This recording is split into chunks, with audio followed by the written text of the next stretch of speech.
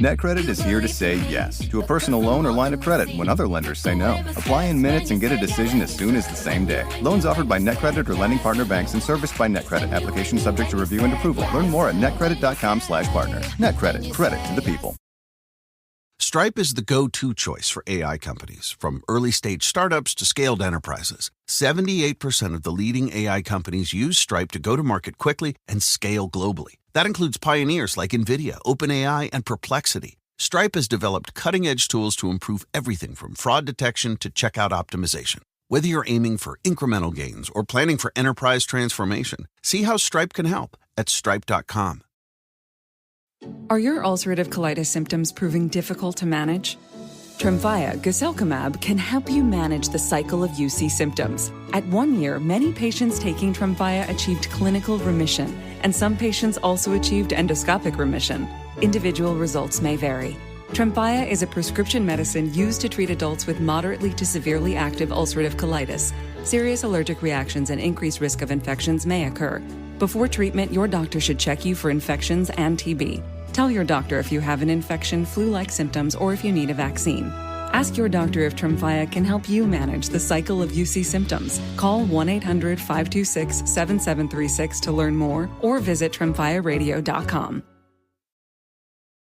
Comcast is committed to bringing access to the internet to all Americans, including rural communities across the country, like Sussex County, Delaware. We were being left behind. Everybody around us seemed to have internet, but we did not. High-speed internet is one of those good things that we needed to help us move our farming, our small businesses, our recreation forward. Learn more about how we're bringing our next-generation network to more people across the country at ComcastCorporation.com/investment in America.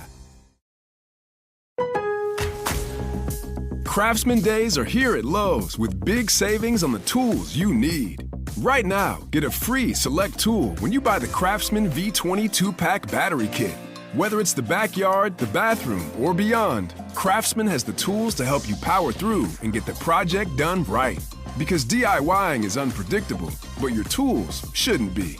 Shop Craftsman at Lowe's today. Valid through 6/18 while supplies last. Selection varies by location.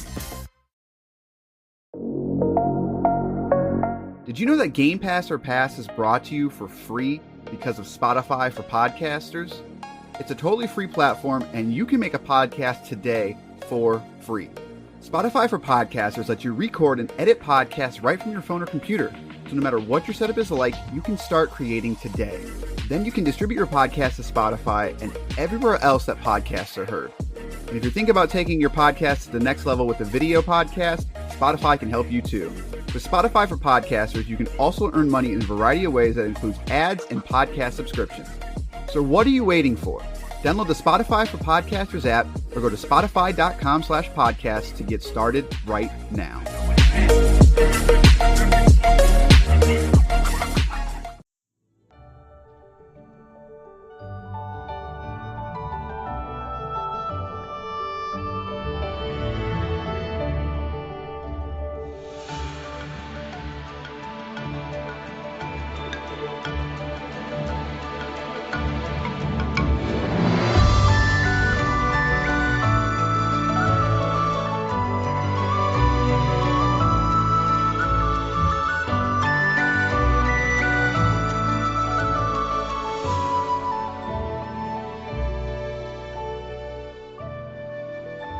It's now time for a very blind episode of Game Pass or Pass, the podcast where we play games on Microsoft's Game Pass service and tell you which games to pass on to your friends, which games to simply pass on by.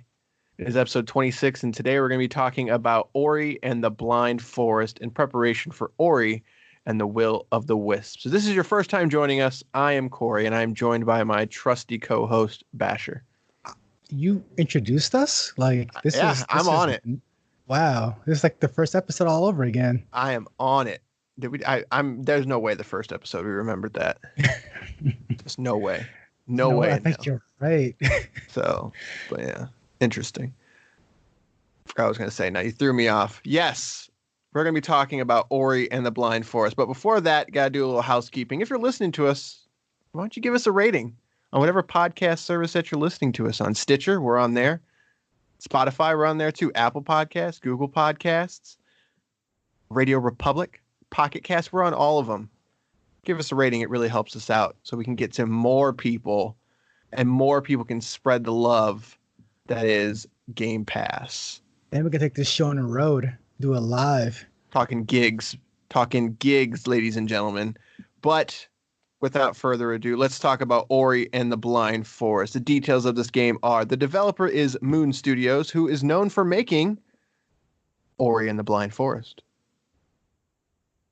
Heard of that game. That's it. That's their only game. So without going too much into Moon Studios, it's kind of a passion project for a couple of developers that really wanted to sort of work together. And what came of that was Ori and the Blind Forest. So there you go. And they will also be known for Ori and the Will of the Wisps. So there you go. This game is regularly priced at $19.99. It's available on PC, Xbox One, and the Nintendo Switch. This was one of those weird things where they ported the game to a Nintendo system, even though this is technically a Microsoft-owned IP, from what I understand. So crossplay, not really a thing because there is no multiplayer or anything like that. DLC, there is DLC technically, but I guess we should preface this by saying we were playing Ori and the Blind Forest Definitive Edition, which is technically a re-release of Ori and the Blind Forest, has some new content and of the likes, but you cannot get the DLC specifically for Ori and the Blind Forest. They basically re-released the game, and the only way you can get the new content is by getting the Definitive Edition, but it was only a $5 upgrade if you had it. So, but if you're a Game Pass subscriber, it is the Definitive Edition. So there you go. And this game is not Xbox One X enhanced, unfortunately, for you X owners out there. This one came out a little too early, but the sequel, Will of the Wisps, will be Xbox One enhanced. So we'll talk about that next week. But so in preparation for, is this Microsoft's first big game this year? Guess it is, isn't it? Wait, is it? Yeah. It's just, I forgot. It's February. It's just, I mean, not February. It's just like March. Yeah. This is the big one. The games are happening now. So this is Microsoft's, this wasn't, but the sequel will be. So point is in preparation for that game, we decided to go back to Ori and the Blind Forest, which I was a big fan of at the time. I remember that you were a fan, but you were not smitten with it the way the rest of us were. So now it's time to go back, reminisce, look at the beauty, and let's talk about Ori and the Blind Forest.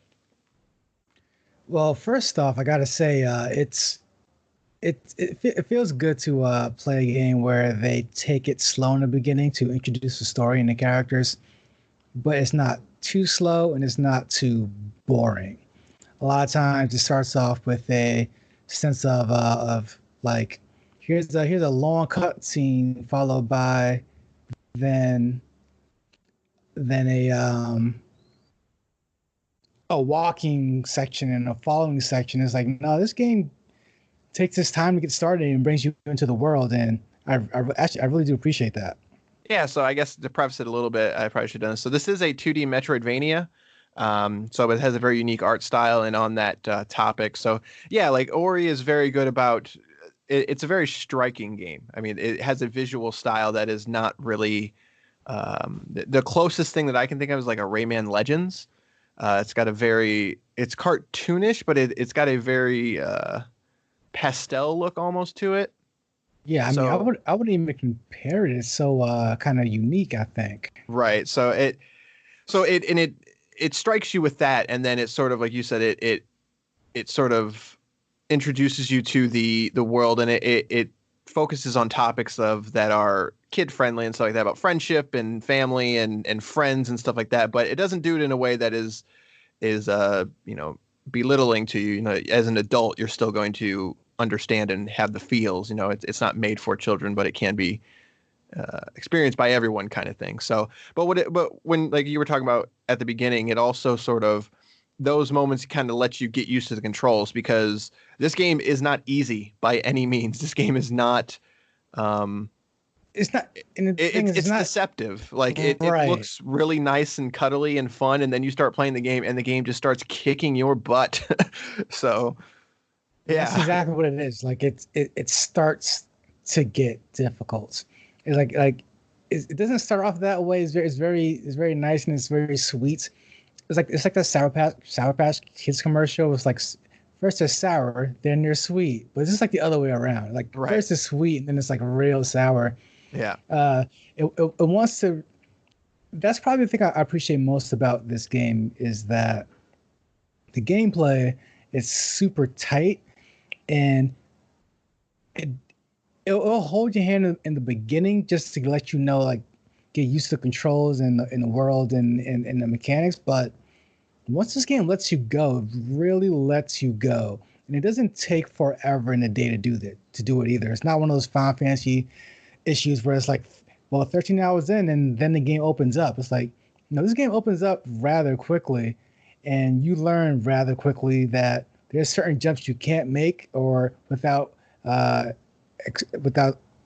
extreme attention to detail, and then there's like some enemies that you need to like think twice about. Yeah, it definitely. I think what I admire about it is that it doesn't hold your hand like you said, but it also isn't afraid to sort of beat you down a little bit. And it does that by introducing, like you said, enemies and obstacles and stuff like that, to where, you know, it makes you learn very quickly that you're going to make mistakes and you're going to make a lot of them, and that's okay, because they want you to be good at it. They don't want to hold your hand. So it's kind of a bold move to do that, because I think a lot of people could sort of bounce off that idea very quickly. But I think this game does it in a way that is it doesn't just beat you down to the point. It's not like a Dark Souls where it's I don't want to say unfair, because that's the debate for that game, but it reminds me more of like that game, actually. It's more of a Mario style, to where it's like it wants you to understand what you did wrong. You know, it always gives you the options. It lays it out for you, and it always is building upon itself by using the skills that you've already learned and the skills that you learn along the way.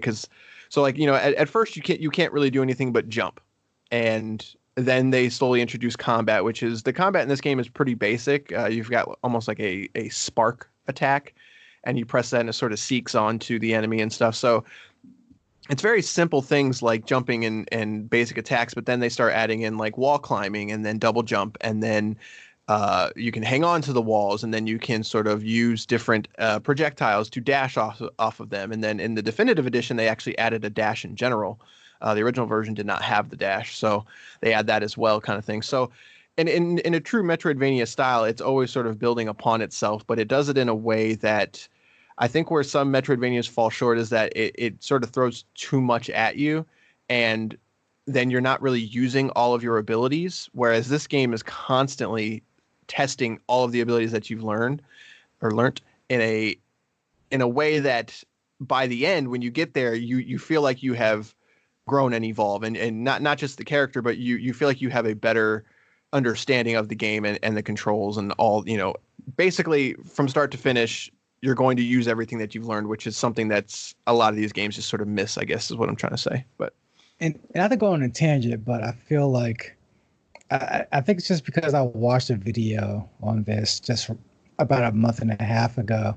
The term Metroidvania, at what point do we need to start describing that to people? Because if you were born in the 80s, played games in the 90s, then sure, you know what that means. It's Metroid meets Castlevania. But if you didn't, that describes nothing. I personally like the term Pathfinder. A Pathfinder game, I've actually liked that term way more, not only for that reason, but I'm always more offended that it's a Metroidvania when Metroid did it first. Like Castlevania didn't do it to the PlayStation, and Metroid was doing it on the NES and the Super NES. Okay, so this is a Metroid style game. Let's be honest. Right, that's basically right. I agree with that completely. Actually, but that's just me. But yeah, a Pathfinder game. And I only bring that up because, like I said, if you've never played Metroid or Castlevania, it's one of those games where it's like one of our earlier games that we played, Yoku's Island, where it's basically filling out the map essentially, right? And each area is brand new and it has brand new paths, and ways to get to those paths, and you have to upgrade your abilities and use your ability to the best of your ability to get there. There are a lot of tough jumps in this game that, again, they're brutal in all the right ways, because although you can fail, there's a system in this game where you can kind of drop a save point wherever you want, or a respawn point essentially. And I think that just that small little addition to the game elevates this game in ways where other games fall short.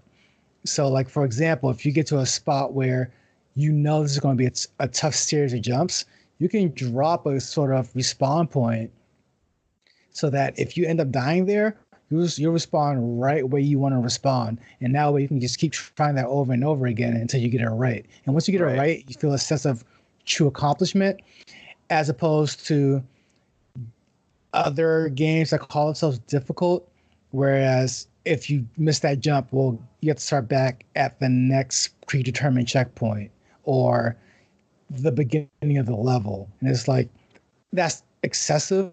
So I think they really bridges the gap in terms of difficulty in this game by allowing certain things like your own custom respawn points, so that people can play this game at their own pace.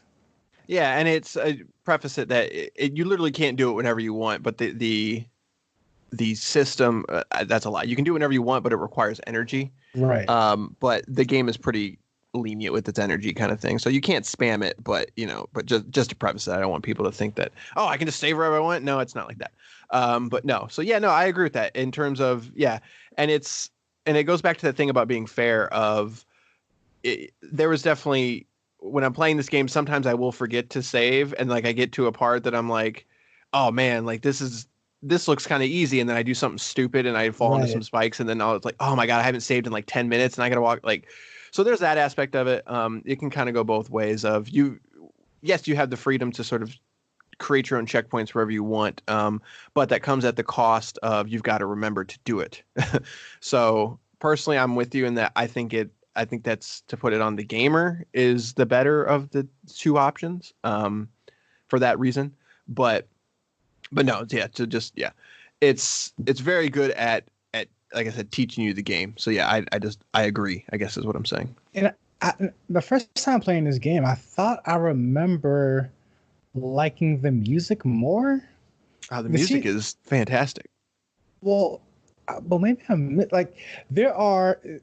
Well, I guess it's not. I guess the background. I guess it's more like background music. It's not that it's bad. I just thought it was more prevalent before, and it's a wonderful bed. Don't get me wrong. Like I'm not dissing the music at all. I just thought I remember it being more at the forefront at some point, because there are parts in this game where it starts to take over and starts to like really blend with the gameplay. Like there's a like when you get to the water level essentially, and you restore that part of the island, of the world rather.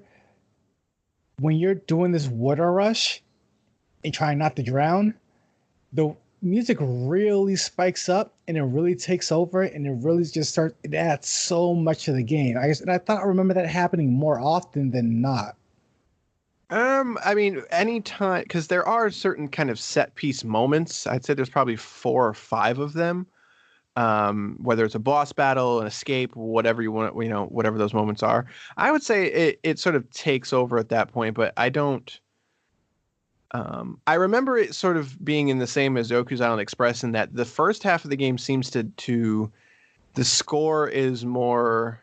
I don't want to say lifelike. That's not the word I'm looking for.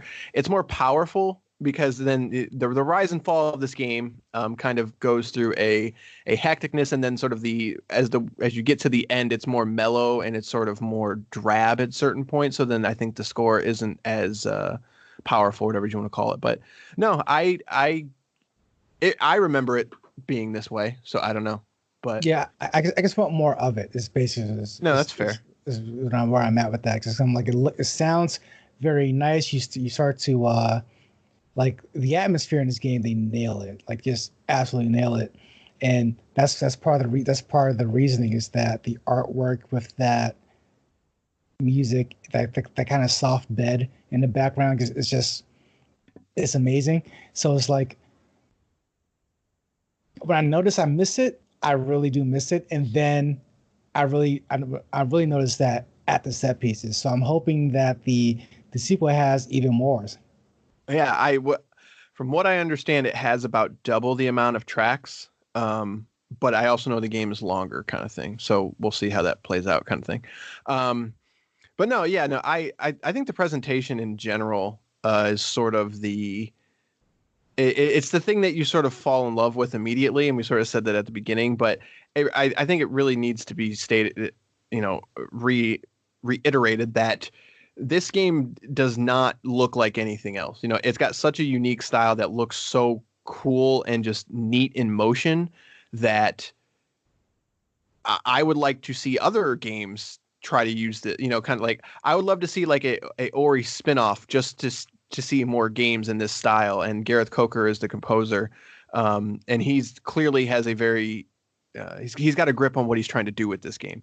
And, the sequel sounds very similar, etc. So the presentation in general, it sets a mood, and it very much accomplishes its goal of being something different.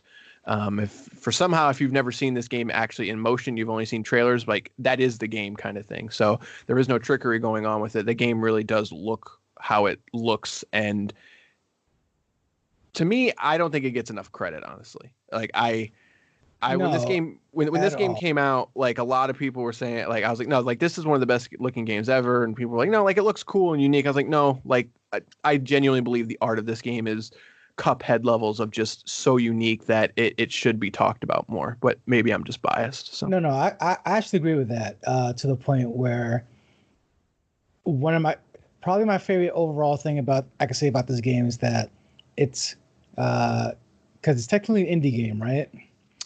Yes. Technically. Yeah. I mean, it is not a large team. You can say that. Exactly. Yeah. So like usually when you get and I've spoke about this before, usually when you get a small team making an indie game, if you will, they focus so much on the look, the style, and the overall atmosphere, and they forget about the gameplay.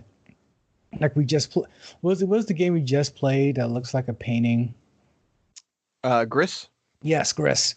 Like it's almost like if Gris had like real compelling gameplay, it would be like Ori level. Like goodness. Yeah, you can definitely tell that it is a Metroidvania light.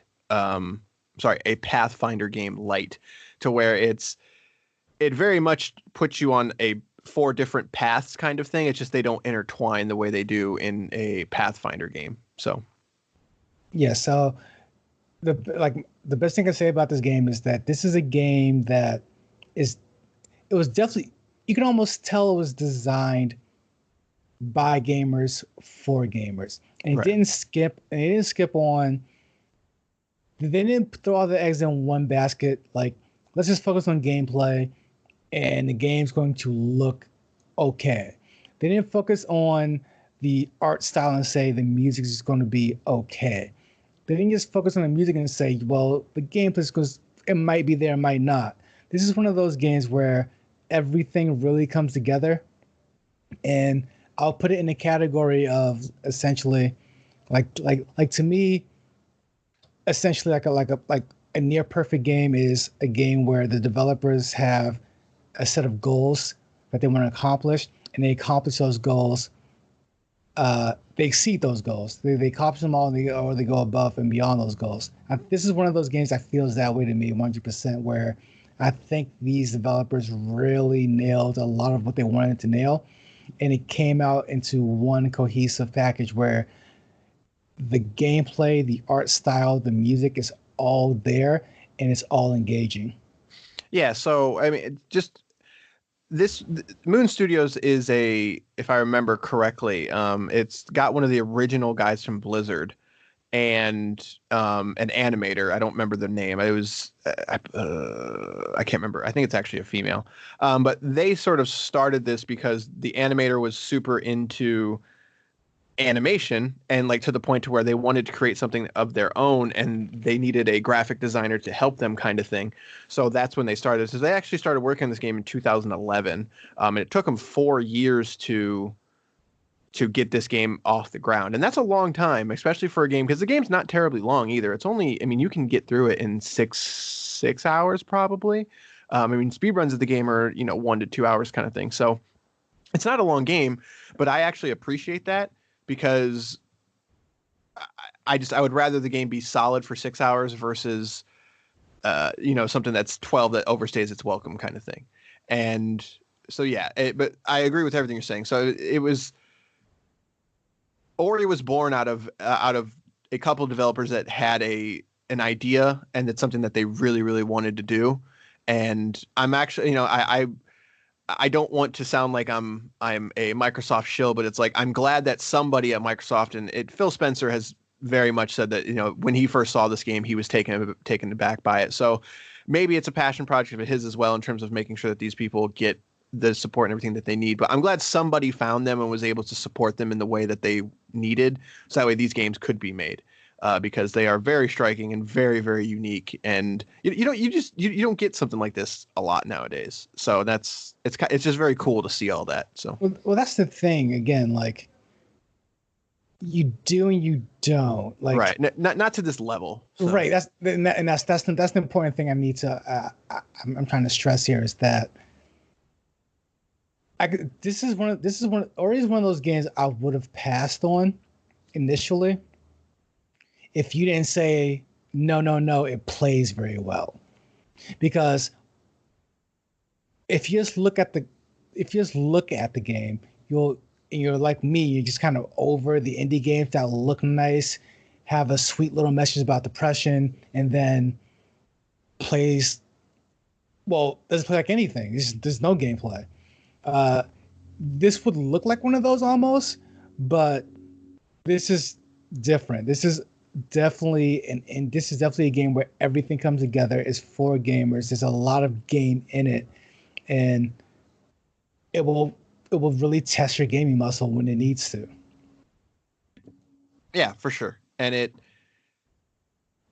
I don't want to just keep saying I agree, but yes, no, I agree. Yeah,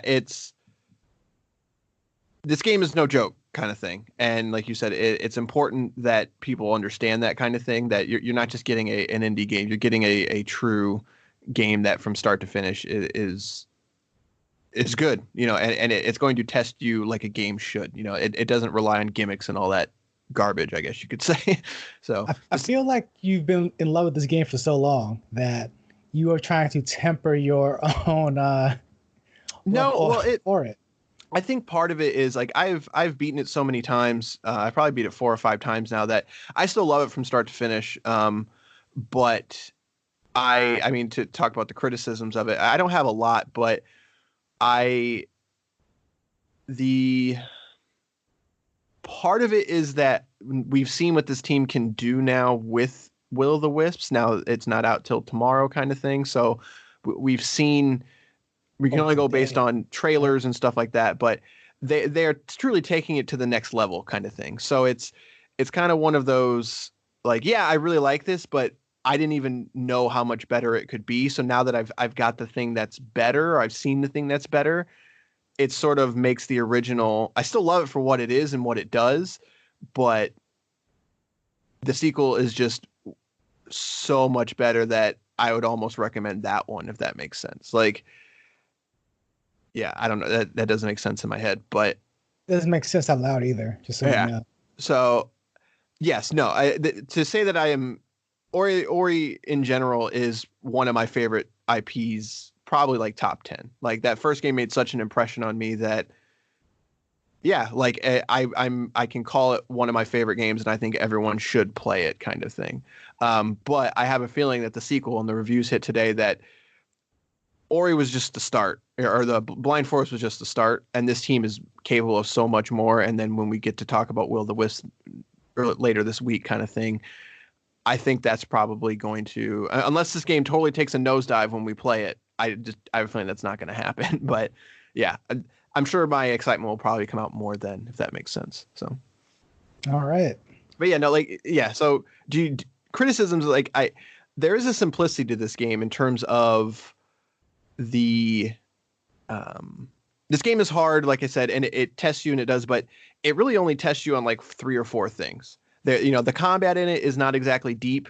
The platforming and stuff is very much a precision-based thing versus a variety thing. And I think for some people that could rub them the wrong way. I think they could sort of see it as a 1 or 2 trick pony, and it sort of reciprocates that over and over. I don't technically agree, but I can see that argument kind of thing. So if you're looking for a game that's maybe like a Hollow Knight or a Dead Cells, where it's sort of tests your combat skills in depth, this is not the game for you. This game will not test your combat nearly as much as it's going to test your platforming skills. So I wouldn't even take that as a criticism. I think that's just kind of preference at that point. Like, if anything, my only concern for anyone looking to play this game is if they like everything, but they might find themselves, because at the end of the day, the story is pretty basic, so that's not going to pull you through. If you catch a snag, or you hit that what I call a gaming high, and you're like, okay, I got what I want out of this game, the story may not pull you through, because it's just that's just kind of basic. So I'm curious to see where they go for the sequel in terms of this forest. Like, where do you go from here now that you save the forest? Like, what are you doing? So that's what I'm really looking forward to. Yeah, we know a little bit, but I have a feeling that it's not going to be that much different. Right. So we'll see, kind of thing. But no, so to wrap this up for Game Pass or Pass, I think it's fair to say that we're going to say you should play this. You should pass this one on to your friends. Tell your friends about it. Play it with your friends. Stream it with your friends. Whatever you have to do, play this game. I think it's a gem of this generation. So it's a good find by Microsoft. One of the rare ones, because they God knows they need it. Yeah. But yeah, I find it hard to. A studio acquisition had to have been in the table at some point, right?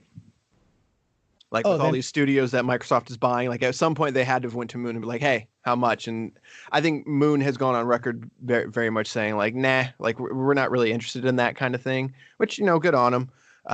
Sometimes you don't have to sell your company to do what you need to do. If you've got a product strong enough, which it seems like they do, Microsoft was more than willing to put down enough money to be like, no, you're going to make this just for us, kind of thing. So, yeah, they've been here, done that. Right. So, but no, yes, you should definitely play Ori and the Blind Forest. So, but that's going to wrap it up for this week. So next week, actually, we're going to do our best to try to record ASAP, life committing, because Ori and the Will of the Wisps hits in 3 hours. You're gonna stay up till midnight? Play it all night? Yeah. I'm doing that. Yeah, totally. Sure. Once I finish this episode of Love Island, UK. Oh God. It's pretty fascinating. Like, I'm on episode 6 now. I think the new guys came to the island. And then it really causes some drama with the girls. Unless there's a monkey on this island, I don't care. And a little bit more housekeeping. So we have decided that we have talked to a couple of our listeners, or I have. Basher doesn't like anyone, so including you. It's true. And they have basically sort of requested or suggested that maybe we should dabble in stuff that is not on Game Pass. And this is something that you and I, at one point, let me try that again. So the feedback that we've gotten is that the main thing that people like about this show is that the format, the simplicity, and the focus on a single game.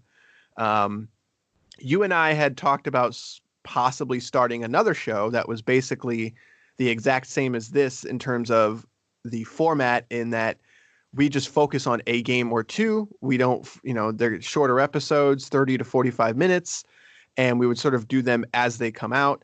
But the problem with that is that we don't know if we're going to get every new game, and sometimes time permitting, etc., we wouldn't be able to cover something.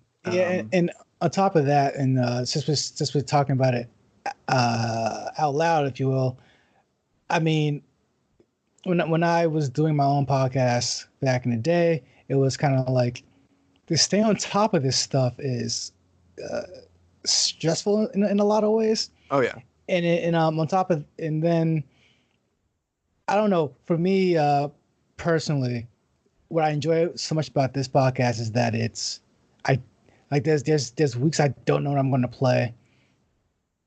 There's weeks where I'm surprised. Right. But when you have to play all the new titles that come out, I mean, not to sound like a curmudgeon, but I don't need, like, we don't need to do an episode of Call of Duty. Like, I don't need to do that. I mean, look, gaming can be stupid boring at times. Like it's an industry that I don't want to say rewards, but it is very much an industry that the big thing is usually a sequel, and so it's hard to get excited about some of this stuff. Whereas with Game Pass or Pass, we have the ability to be excited because we don't know what we're getting into sometimes, but we also have the ability to sort of discover games that people haven't really played. And that's always, the coolest thing is when you can pick up, whether it's a movie, whether it's a video game, whether it's food, you pick up something that you're not sure about and it ends up being way better than you expected. So it's also interesting when it's way worse than you expected. Right. Or yeah, you pick up something you think you're going to love and then you hate it kind of thing. So that was talking that out kind of thing. But then you also look at like the release schedule for March. You've got Animal Crossing and Doom on the same day. You have Ori a couple days before. You've got Half-Life Alyx 3 days after that. You've got Final Fantasy. Like, it also comes in waves. It's like, realistically, we're not going to play all of those. And then, my thing is also the one of the great things about this podcast. I mean, the whole premise of it is, do you pass it? Do you pass it on to your friends? Do you just pass on by it? Right. And the thing with the big titles, to me, there's no point in talking about Final Fantasy VII Remake. You already pre-ordered that game. Like, it's already coming to you. The same with the Call of Duty. It's the same with the Battlefields. The same with any big blockbuster game. You probably already getting it. You're not going to wait for. I don't think anyone waits for a review on a big blockbuster game. Well, and if they do, let's be honest, it's not going to be from you or me. Right. Like, they're going to IGN, they're going to GameSpot. Like, just in terms of an audience, the people that are listening to this podcast are new Game Pass subscribers or people that are like you and I, and that it's not always just the industry having the hot new thing is what they're interested in. They're interested in the industry itself and all of the games, but there's so many that it's impossible to play them all, kind of thing. So they are looking for a way to absorb more information about games that they don't know about, kind of thing. Yeah, and that's, like you said, yeah, that's the strength of this show, kind of thing. So thinking about it out loud, the two things that would would make me think to add games not on Game Pass to this show is either that one of us is either of us are really interested in the upcoming title, like for you, for example, Doom, like for Doom Eternal, like that's a big one and personal to you personally, or if the fans themselves, listeners themselves, request a certain title. If we get enough of those, then I'm okay doing it. Or if one of us is heavily looking towards the game, then I'm okay doing it. But I'm not really a big fan of covering each major release just in general. You already know if you get the Animal Crossing. Is it Animal Crossing? Yeah, yeah. You already know if you're getting that. You're not waiting for a review from anybody at that point. Right. And all that is to say, we're going to be doing an episode on Doom Eternal. Right. And so it was at a request that we cover something new. And I don't think it's not a secret. Doom is my all-time favorite series. So I obviously am looking forward to Doom Eternal. It should be Sonic. Well, Sonic 06. 200 million at the box office, man. Like, you can't beat it. Doom made like 9. One of the biggest flops in like history. But no, so, and I also like personally for me, I the idea of if the fans requested a game, I still would be sort of hesitant thing, but at least with Doom Eternal, we covered Doom, like we were able to, we can tie it into the show in some capacity that we played Doom. So therefore we can talk about Doom Eternal kind of thing. So that will be coming. So we're going to do our best to get Ori and the Will of the Wisps out ASAP. It will be hopefully before next Tuesday. And then so next week we won't have an episode. But Doom Eternal hits next Friday. So then that following Tuesday, our normal schedule will resume and we're going to go with Doom Eternal. So a long-winded way of saying, look forward to a Doom Eternal episode at the request of the fans. So, but all right, that's going to do it for Ori and the Blind Forest. We have decided on You Should Play That Game. So not to get that confused with the last 8 minutes of the show, but so play Ori and the Blind Forest, and we will see you next week with Ori and the Will of the Wisps. Wisps.